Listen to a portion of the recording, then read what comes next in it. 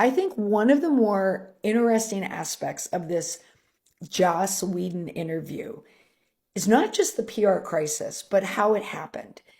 Now, Whedon has had bad stories about misogynistic, abusive behavior going on for years, on set, off set, for absolute years. But there's something about now, and why now?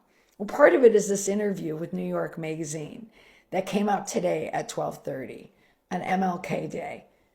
We'll come back to that in a minute. One of the worst things that you can have happen to you in a PR crisis, especially if you're someone who's famous or known, a celebrity, is when other people of your ilk speak out against you. It's as if they are crossing the Rubicon on their reputation by staking their reputation and bringing your reputation down. Gal Gadot, who was in his Justice League movie, said, "I understood perfectly. I will never work with him and would never suggest any of my peers to work with him in the future." And that was said by a woman. You can see some of the tweets here. Twitter is where this story is blowing up because it comes out in the New York Magazine, it trends, Josh Whedon becomes a hashtag, and everybody's talking about it. And most people are saying things like this: Josh Whedon should never be employed anywhere ever again.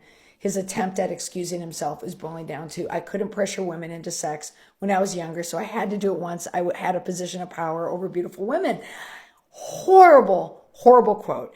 And this interview is filled with horrible quotes. And if you read this article, which I think you should, I couldn't get past the pond scene with the little boy. Read to find out. I can't say anymore. But this is the tweet.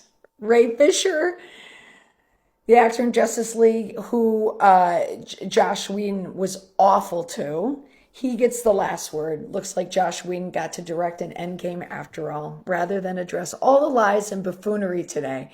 Such a great word. I will be celebrating the legacy of Reverend Dr. Martin Luther King Jr.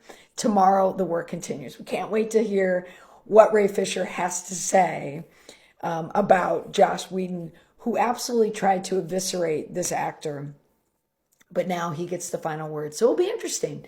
Will Joss Whedon fall into the category of the Kevin Spacey, James Franco, and Harvey Weinstein? All people checked in the article, by the way.